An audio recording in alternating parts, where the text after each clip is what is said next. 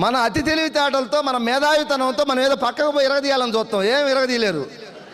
చాలా మంది పోయిన పక్కకు పోయి ఇరగదీసి కింద పడి మళ్ళీ వచ్చి ఇక్కడ బోలపడుతుంది. ఇప్పుడు ఫాలో ద అప్లైనర్, సింపుల్ లాజిక్. తొందరగా డబ్బు కావాలి, మంచి పేరు రావాలి, సక్సెస్ కావాలంటే మన తెలివితేటలు ఎక్కువగా వాడొద్దు. ఓకేనా?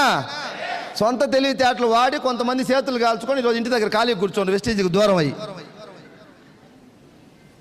చూడండి, ఇక్కడ డబ్బు తీసుకున్న వాళ్ళందరూ ఫాలో ద అప్లైనర్, అంతే సింపుల్. ఏ లీడర్ అయితే ఈరోజు నిజాయితీగా డబ్బు సంపాదిస్తున్నా ఆ లీడర్ని ఒకసారి మీరు అనాలిసిస్ చేయండి. వాళ్ళు అప్లైనర్ మాట్లాంటాడు అంతే గుడ్డిగా, ఆయన ఏం చేయడు పెద్దగా. ఏమైనా ఉందా సార్? అప్లైనర్ ఎవరు మాట్లాంటాడు? ఆ పై అప్లైనర్ ఎవరు? ప్రవీణ్ సార్ లాంటి. ఆ ప్రవీణ్ సార్ ఎవరు? ఇంకొక సుబ్బయ్య సారు, గౌతమ్ బాలి సారు, ఇంకొకరి పైనుంచి మెసేజ్ వస్తుంది. అవునా కాదా? మీ దగ్గరకు వచ్చే మెసేజ్ మీ త్రూ చైన్ ద్వారా వస్తుందంటే మీ అప్లైనర్ ఇచ్చేది కదా, అది పైనుంచి వచ్చిన మెసేజ్. మీరేమనుకుంటారే, మా అప్లైనర్కి ఏం తెలుసు, నేను వీరుణ్ణి విక్రమార్కుని కదా, మొత్తం నాకే తెలుసు అనుకుంటారు.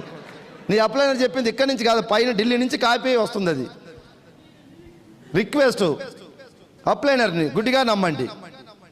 అప్లైనర్ అంటే మిమ్మల్ని జాయిన్ చేసిన అప్లైనర్ కాదు, యాక్టివ్గా గ్రో అవుతున్న అప్లైనరు, ఎథికల్గా పనిచేస్తున్న అప్లైనరు.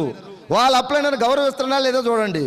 కొంతమంది ఉంటారు, పొద్దున్న లేస్తే వాళ్ళ అప్లైనర్ను కనపడ్డప్పుడు మాత్రం గురువు గారిని ఒంగొంగి దండాలు పెడతారు, పక్కకు పోతే మాత్రం మా